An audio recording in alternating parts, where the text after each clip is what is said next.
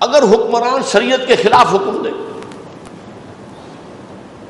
یا حکمران ظالم ہو، فاسق ہو، فاجر ہو، چاہے وہ شریعت کے خلاف حکم دے نہیں رہے لیکن طرز عمل میں ظلم ہے، استبداد ہے،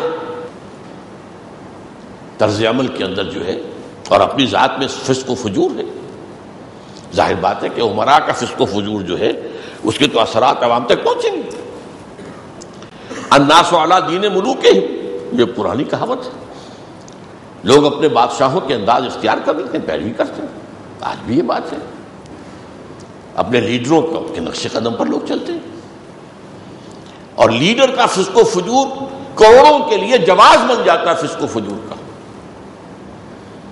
ہمارے بڑے بڑے لیڈر داڑھی منڈاتے تھے، آج داڑھی منڈانے کے لیے سب سے بڑی دلیل یہ ہے، محمد علی جناح کی تو داڑھی نہیں تھی، علامہ اقبال کی تو داڑھی نہیں تھی، نہیں یہ ہمارے لیے دلیل نہیں، نہ محمد علی جناح نہ علامہ اقبال، ہمارے لیے ایک ہی ذات ہے اور وہ ہے محمد صلی اللہ علیہ وسلم، ابدی اسوہ ان کا ہے۔ ہاں محمد علی جناح نے قوم کی بھلائی کے لیے جو کیا اس کی قدردانی کیجیے، اقبال نے قوم کی نظری فکری رہنمائی کے لیے جو کیا اس کی قدردانی کیجیے۔ یہ بھی نہیں ہے کہ ہول سیل ریجیکشن اور ہول سیل ایکسیپٹنس، ایک آدمی سے محبت ہے تو اس کی ہر بری چیز سے بھی غض بصر، اور ایک سے نفرت ہے تو اس کی اچھی بات کو جو ہے وہ بھی نظر انداز کر دینا، یہ نہیں، عدل کا تقاضا اختیار کرو۔ تو اب اگر کوئی حکمران ایسے ہو تو ان حکمرانوں کو تبدیل کرنے کی جد و جہد بھی ان کے حقوق میں بھی ہے، عوام کے حقوق میں بھی ہے، یہاں دونوں حق جمع ہو جائیں۔ اب اس کو بدلنے کی شکل کیا ہو؟ پچھلے زمانے میں سوائے مسلح بغاوت کے کوئی راستہ نہیں تھا، اور مسلح بغاوت میں بہرحال مسلمان ہے نا، آخر ہے تو کلمہ گو، اور چاہے فاسق ہے، فاجر ہے، کافر تو نہیں ہے، وہ اپنے محل کی چار دیواری میں جو کچھ کرتا ہے، رنگ رنیاں مناتا ہے، لیکن یہ اس کا حکم تو نہیں دے رہا، اس کو نافذ تو نہیں کر رہا، وغیرہ وغیرہ۔ اور یہ کہ مسلمانوں کے اندر فتنہ نہ پیدا ہو جائے، خون خرابہ نہ ہو جائے، لہذا وہاں پر بہت احتیاط کی ضرورت تھی۔ زبان سے سمجھاؤ، جاؤ ان کے پاس، تنقید کرو، اگر کسی کو وہاں تک رسائی حاصل ہو جائے، ظاہر بات ہے کہ ان حکمرانوں، ان بادشاہوں تک رسائی حاصل کرنا کوئی آسان کام ہے۔ آج بھی آپ مشرف تک پہنچ سکتے ہیں، آپ خطوط پر خطوط لکھے جائیے، ان کو پہنچے گی نہیں، ان کا جو نچلا سٹاف ہے وہ اٹھا کے ردی میں پھینک دے گا۔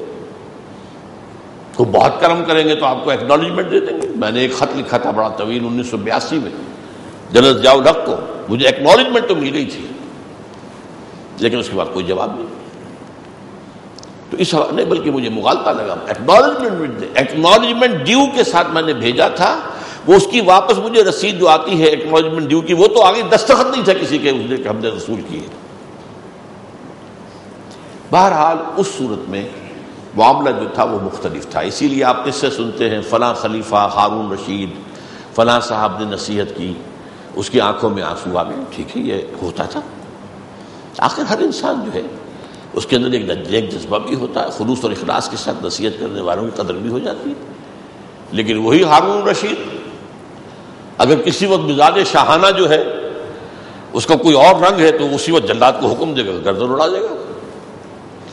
لہذا اکثر واقعات میں آتا ہے کہ فلاں بزرگ نے جب نصیحت و خیرخواہی کے لیے تنقید شروع کی تو پہلے اپنے کپڑے سمیٹ لیے اچھی طرح کہ ایسا نہ ہو کہ میری گردن فوراً اڑا دی جائے اور میرا سطر کھل جائے اور میں جو ہے میرے کپڑے جو ہے آس پاس خراب ہو جائے، اس لیے کہ وہ تو پھر وہاں دیر نہیں لگتی تھی، وہاں یہ نہیں تھا کہ کوئی کورٹس کے اندر جاؤ اور یہ کرو، اور کوئی ہیبیس کارپس کی جا سکتی ہے، کوئی جو ہے خام خواہ کی نظر بندی کے خلاف آپ کورٹ میں جا سکتے ہیں، کچھ نہیں، وہ تو بادشاہ تھے، مزاج شاہانہ، ان کو تو تاب نہیں ہوتی تھی لیکن کبھی خیر بھی ہو جاتا تھا۔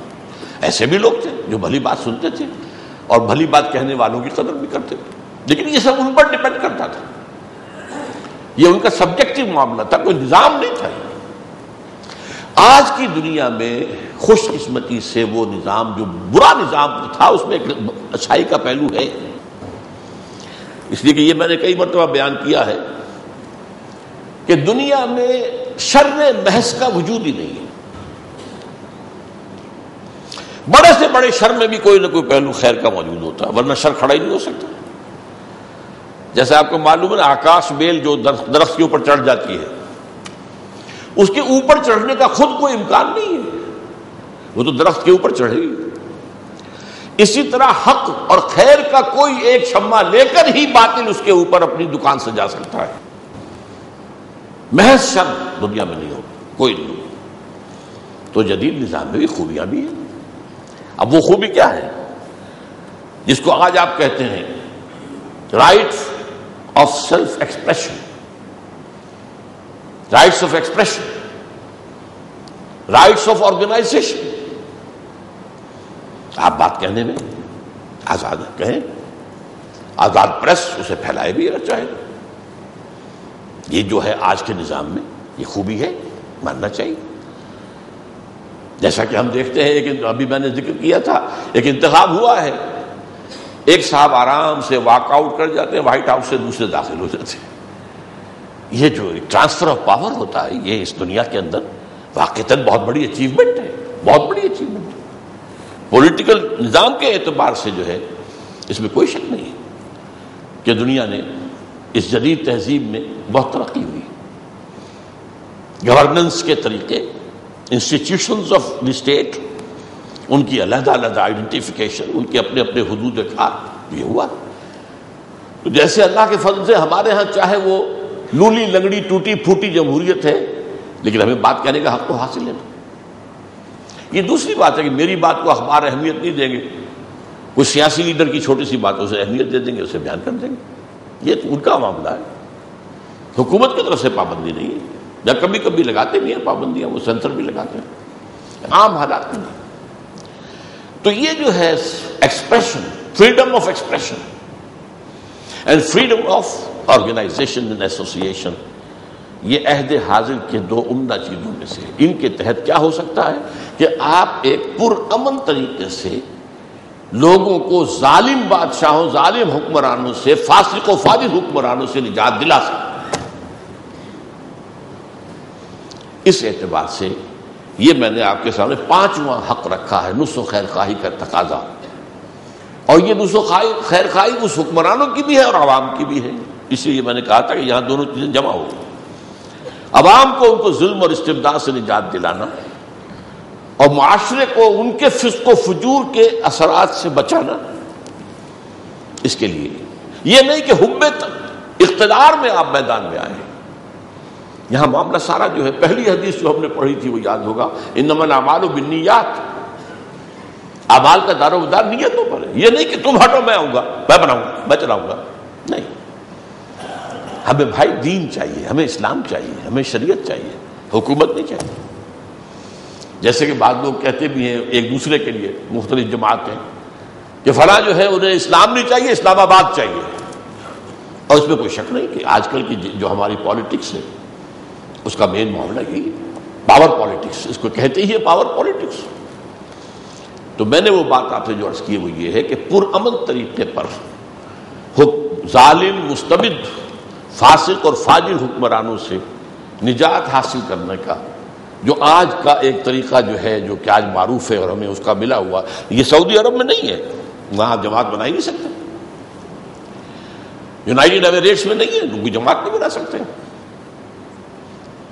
لیکن اسلام ہمارے جہاں بھی ہے، ہمارے ہاں ملک ہیں جن میں کہ یہ ایسوسیشن کی یہ صلاحیت اور یہ موجود ہے، ایکسپریشن کی آزادی موجود ہے.